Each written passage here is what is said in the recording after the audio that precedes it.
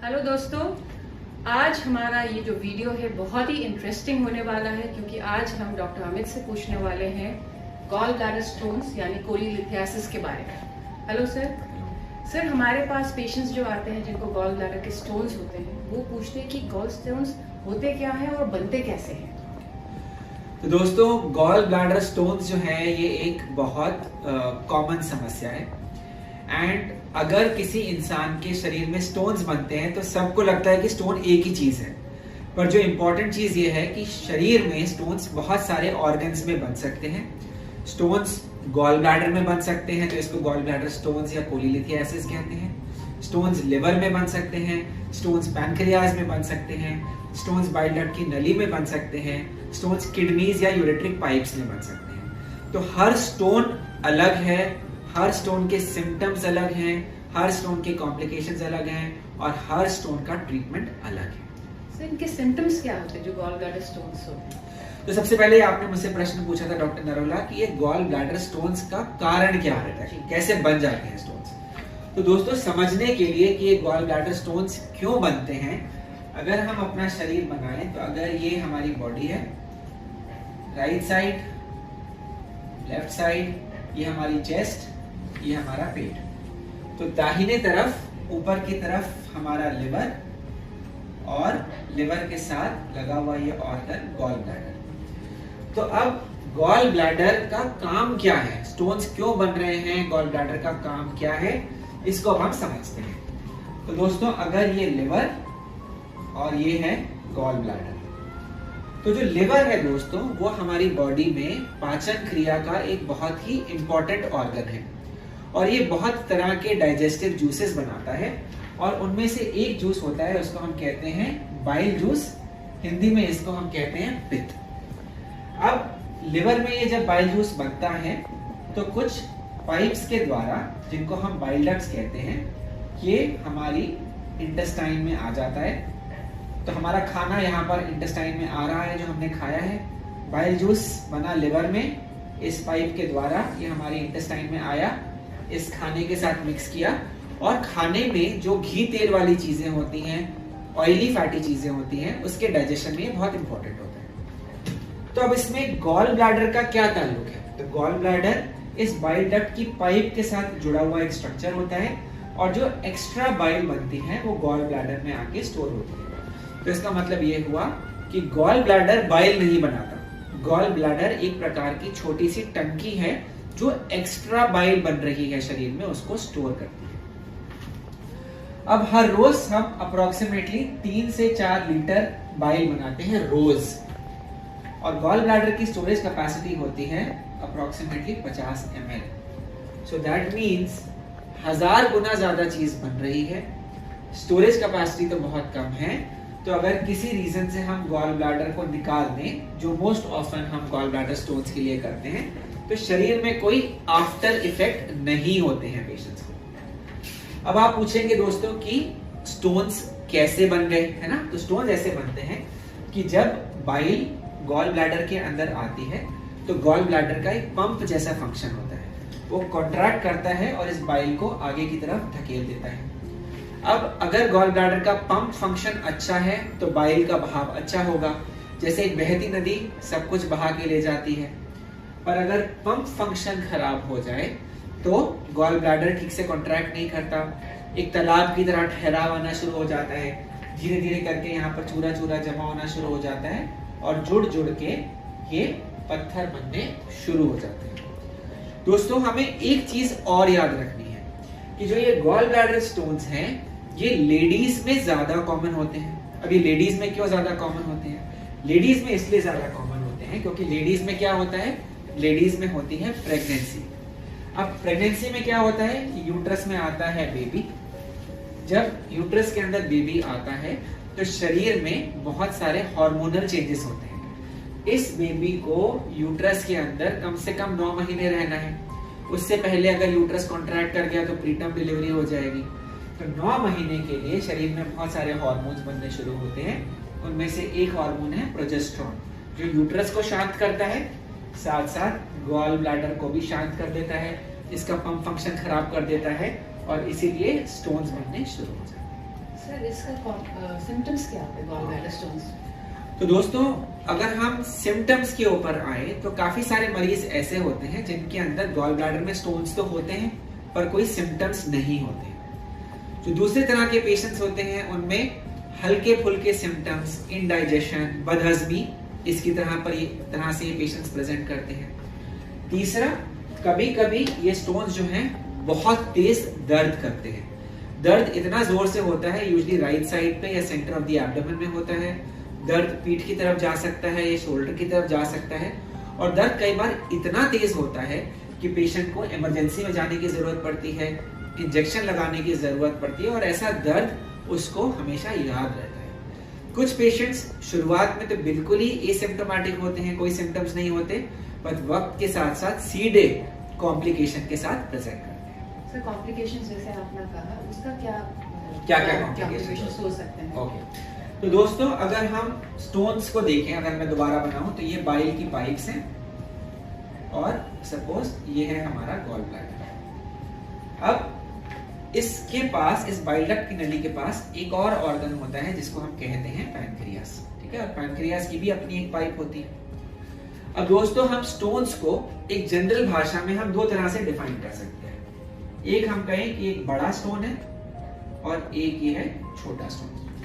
अब बड़ा स्टोन किस प्रकार से कॉम्प्लिकेशन करता है? तो बड़ा स्टोन अपनी जगह से आगे जाता है और इस जो गॉल ब्लैडर की जो आउटलेट है कभी कभी यहाँ पर आके फंस जाता है और इसके मुंह को बंद कर देता है। उसकी वजह से क्या होता है कि जो ये बाइल है यहाँ पर इकट्ठी होनी शुरू हो जाती है और बाइल आगे नहीं आ पाती है, जिसकी वजह से आप इसको ऐसे समझे कि ये एक गुब्बारा है, इसमें यहाँ पर गांठ लग गई है, अब गुब्बारा भरे जा रहा है, रास्ता बंद है, तो ये गॉल ब्लैडर सूजने लगता है, बड़ा होने लगता है, पेशेंट को बहुत जबरदस्त दर्द होता है, दर्द ठीक नहीं होता, कुछ पेशेंट्स में बुखार आना शुरू हो जाता है। और अगर एक गुब्बारे को बहुत ज्यादा हम फुलाएंगे तो क्या होगा दोस्तों? वो फट जाएगा। तो ये कभी कभी ये गॉल ब्लैडर फट जाता है और ये जो सारी गंदगी होती है ये पेट के अंदर फैल जाती है। अब कुछ पेशेंट्स हमारे पास दोस्तों ऐसे आते हैं कि सर हमारा तो स्टोन बहुत छोटा है, 3 मिलीमीटर का स्टोन है, 2 मिलीमीटर का स्टोन है, या हमारे गॉल ब्लैडर में तो सिर्फ चूरा है, तो क्या हमको अपना इलाज करना चाहिए? हाँ, जरूर करना चाहिए, क्योंकि जो ये छोटे साइज के स्टोन्स होते हैं, क्योंकि इनका साइज छोटा है, वो यहाँ से गॉल ब्लैडर से निकल के बाइल डक्ट की नली में आ जाते हैं। तो अगर स्टोन्स, छोटे साइज के स्टोन्स बाइल डक्ट की नली के अंदर आ जाएं, तो ये अलग तरह की कॉम्प्लिकेशंस कर सकते हैं। ये बाइल के फ्लो को रोक सकते हैं, जिसकी वजह से कभी कभी पेशेंट को जॉन्डिस होना शुरू हो जाता है, इन्फेक्शन होना शुरू हो जाता है। कभी कभी स्टोन्स ये पैनक्रियास की नली को ब्लॉक कर देते हैं, तो पेशेंट्स कभी कभी पैनक्रियाटाइटिस के साथ प्रेजेंट करते हैं। और दोस्तों आप लोगों को ये समझना है कि जो ये पैनक्रियाटाइटिस है ये एक बहुत खतरनाक, बहुत खराब बीमारी है। इसकी सिवियरिटी माइल्ड डिजीज से सिवियर डिजीज तक हो सकती है और सिवियर डिजीज में पेशेंट कई बार इतना सिक होता है कि एडमिशन सीधे आईसीयू में होता है, बहुत जबरदस्त पेट में दर्द होता है, कभी कभी किडनी पे जोर पड़ जाता है, सांस लेने में दिक्कत आ जाती है, ब्लड प्रेशर डाउन हो जाता है। और इसका जो कारण है वो स्मॉल गॉल ब्लैडर स्टोन। तो अगर आपके गॉल ब्लैडर में स्मॉल स्टोन्स है तो ये मत सोचिए कि हाय मैं बच गया, मेरा तो स्टोन बहुत छोटा है। स्मॉल स्टोन्स जो होते हैं वो यूजुअली लार्ज स्टोन से ज्यादा डेंजरस होते हैं। एक चीज दोस्तों और जो बहुत इंपॉर्टेंट है, जो आपको हमेशा अपने ध्यान में रखनी है, वो ये है कि ये जो स्टोन्स हैं, जो गॉल ब्लैडर में स्टोन्स पड़े हुए हैं, ये गॉल ब्लैडर की वॉल को इरिटेट करते हैं। जैसे कि दोस्तों हम काफी बार सिनेमा हॉल में मूवी देखने जाते हैं, तो उस मूवी में क्या दिखाते हैं? वो दिखाते हैं, गंदा सा ऐड आता है कि किसी ने तंबाकू खाया और यहाँ पर इतना बड़ा सा चीक का कैंसर बन गया। तो तंबाकू चीक का कैंसर कैसे कर रहा है? तंबाकू अंदर इरिटेट कर रहा है हमारे चीक को, और वो क्रॉनिक इरिटेशन जो होती है वो चीक कैंसर को राइज करती है। अब यहाँ पर क्या है? स्टोन्स भी एक फॉरेन बॉडी है, ये गॉल ब्लैडर को अंदर इरिटेट करते जाते हैं। पेशेंट्स को हल्का फुल्का दर्द होता है, उनको पता ही नहीं चलता, और अगर ठीक से इलाज ना हो तो लंबे समय में ये रिस्क बढ़ाते हैं गॉल ब्लैडर के कैंसर होने का। तो ये स्पेशली हमारे कंट्री में, स्पेशली नॉर्थ इंडिया में, जहां पर गॉल ब्लैडर कैंसर बहुत ज्यादा कॉमन है, इस चीज को हमेशा अपने जहन में आप लोगों को रखना चाहिए।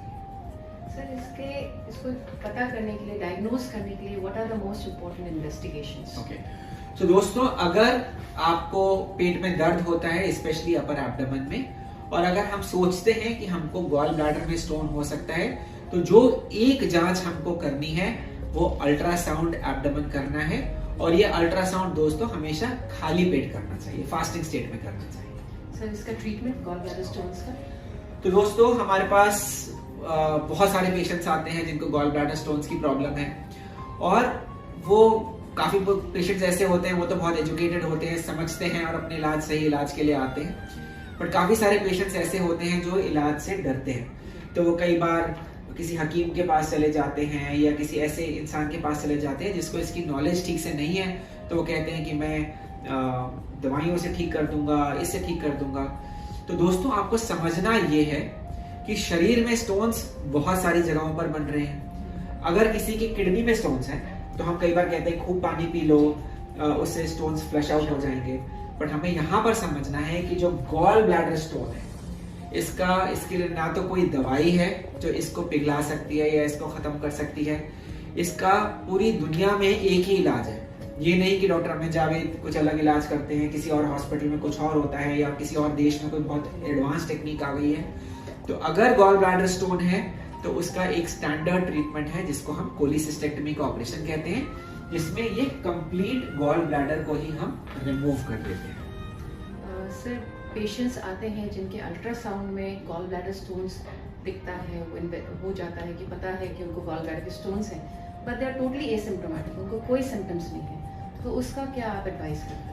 तो दोस्तों, अगर हम टेक्स्ट बुक की बात करें, अगर हम एक नॉर्मल टीचिंग की बात करें, तो कई बार ये कहा जाता है कि अगर आपके गॉल ब्लैडर में स्टोन्स हैं और वो शांत हैं, कोई सिम्टम्स नहीं कर रहे हैं, तो उनको छोड़ा भी जा सकता है।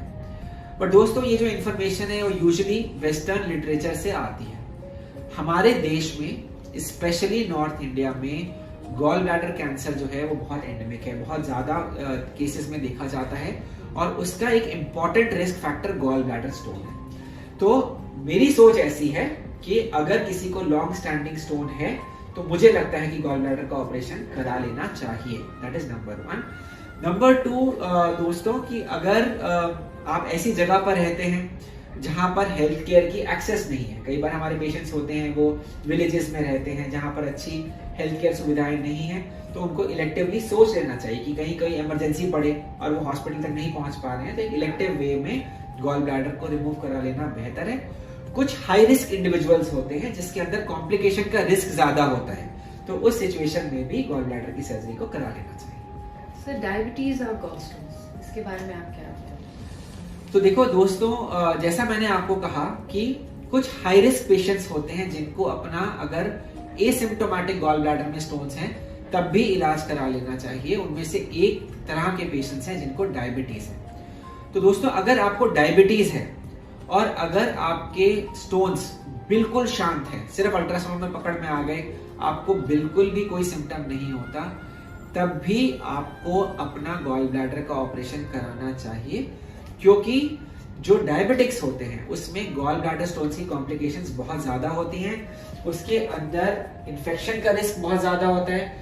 काफी बार हम ऐसा देखते हैं कि पेशेंट हमारे पास आया और उसके गॉल ब्लैडर में पस पड़ गई, सीवियर इन्फेक्शन हो गया जस्ट बिकॉज उनको डायबिटीज थी। सर, ऐसा कोई मेडिसिन है जिससे गॉल स्टोन्स डिसॉल्व हो जाए? तो देखिए, जब गॉल ब्लैडर का अगर हम इलाज की हिस्ट्री की बात करें तो बहुत साल पहले लोगों ने कुछ दवाइयां बाइल सॉल्ट्स जैसे ट्राई करी थी गॉल ब्लैडर को पिघलाने के लिए, बट यूजुअली सक्सेस नहीं मिलती है। तो अगर हम स्टैंडर्ड ट्रीटमेंट की बात करें तो कोई दवाई नहीं है दोस्तों, इसका इलाज सिर्फ सर्जरी है। सर, हमारे पास पेशेंट्स ये भी पूछते हैं कि लैब खोली के बाद, गॉल ब्लैडर निकालने के बाद हमारा लाइफ कैसे होगा, इंडाइजेशन होगा, सब नॉर्मल एक्टिविटी कर पाएंगे कि नहीं, उसका आप क्या कहेंगे? तो दोस्तों, अगर हम, तो ये प्रश्न बहुत इंपॉर्टेंट क्वेश्चन है कि लोगों के मन में बहुत सारी ये धारणाएं होती है, मिथ होती है कि अगर हमने गॉल ब्लैडर का ऑपरेशन करवा लिया, अगर हमारा गॉल ब्लैडर ही निकल गया तो हमें बड़ी एसिडिटी हो जाएगी, हमें डायरिया हो जाएगा, हमें अपने खाने में बहुत परहेज करना पड़ेगा। तो दोस्तों, मैं ये चीज को बहुत हाईलाइट करना चाहता हूँ कि ऐसा कुछ नहीं होता। आपकी लाइफ जैसी गॉल ब्लैडर के साथ थी वैसे ही गॉल ब्लैडर के बिना रहेगी, क्योंकि मैंने आपको समझाया था कि गॉल ब्लैडर का शरीर में फंक्शन बहुत कम है। तो अगर हम इस गॉल ब्लैडर को रिमूव कर दें तो ये बाइल डक्ट की नली गॉल ब्लैडर का काम करना शुरू कर देती है और पेशेंट्स अपना नॉर्मल खाना, नॉर्मल लाइफस्टाइल अपना बिल्कुल नॉर्मल तरह से जी पाते हैं। सर, जो वेजिटेरियन डाइट या वीगन डाइट होता है उनसे कुछ हेल्प होता है कि जिनको गॉल ब्लैडर स्टोन्स ना हो? देखिए, ऐसा तो कुछ नहीं है। कई लोग ऐसा कहते हैं कि सर खाने में स्टोन्स अगर किसी को बन रहे हैं तो हमें कैल्शियम की मात्रा कम करनी है।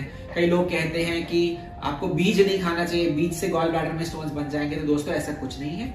यूजुअली जो ये स्टोन्स हैं ये कोलेस्ट्रॉल के स्टोन्स होते हैं एंड यूजुअली जो पेशेंट होता है जो गॉल स्टोन से सफर करता है वो ओबीस होता है। तो जो रिलेशन है प्रोबेबली ओवर ईटिंग, ओबेसिटी, मोटापे के साथ गॉल ब्लैडर स्टोन्स का ज्यादा एसोसिएशन है। So which is the best modality, ultrasound या सीटी स्कैन डिटेक्ट करने के लिए? देखिए, काफी बार दोस्तों पेशेंट्स आते हैं, उन्होंने एक टेस्ट कराया कि सीटी स्कैन सर हमने कराया है, सीटी स्कैन तो बिल्कुल नॉर्मल है, तो हमारे गॉल ब्लैडर में स्टोन्स कैसे हो सकते हैं? सीटी स्कैन तो अल्ट्रासाउंड से ज्यादा एक्यूरेट टेस्ट है। तो दोस्तों आपको समझना है कि सीटी स्कैन में गॉल ब्लैडर स्टोन्स इतने अच्छे से नहीं दिखाई देते। कुछ पेशेंट्स में दिखाई देते हैं बट ज्यादातर पेशेंट्स के अंदर सीटी स्कैन पे गॉल स्टोन्स नहीं दिखाई देते। और जो बेस्ट टेस्ट है गॉल ब्लैडर स्टोन्स को पकड़ने के लिए वो पेट का अल्ट्रासाउंड है। सर, आज का आखिरी सवाल।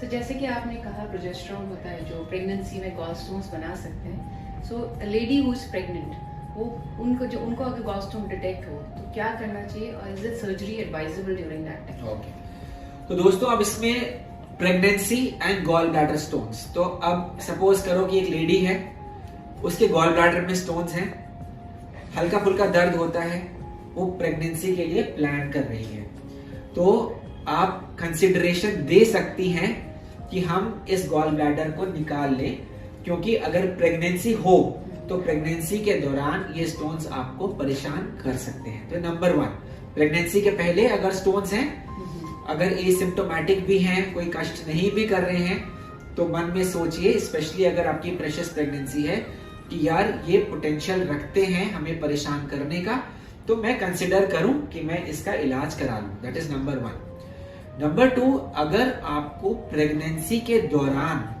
गॉल ब्लैडर स्टोन्स कष्ट करना शुरू कर जाए, तो आपको दर्द हो रहा है, प्रेगनेंसी हो गई है, तो ये थोड़ी सी एक समस्या वाली बात है। यूजुअली सिचुएशन में हम क्या करते हैं कि हम फर्स्ट 3 मंथ्स में तो कोई भी सर्जरी हम अवॉइड करते हैं, तो हम दवाइयों से ट्रीट करने की कोशिश करते हैं। दोस्तों अगर कोई टाइम है जिसमें गॉल ब्लैडर को रिमूव किया जा सकता है प्रेगनेंसी के दौरान, वो सेकेंड ट्राइमेस्टर है। तो that means 3rd to 6 months के बीच में हमने काफी लेडीज में ऐसा किया है कि उनको बहुत सीवियर पेन हो रहा था, रिस्पॉन्ड नहीं कर रहा था पेन किलर से, और हमने वही जो स्टैंडर्ड हमारी लैप्रोस्कोपिक विधि से जो कोलिसिस्टेक्टमी होती है वो हमने प्रेगनेंसी पेशेंट्स के अंदर भी करी है।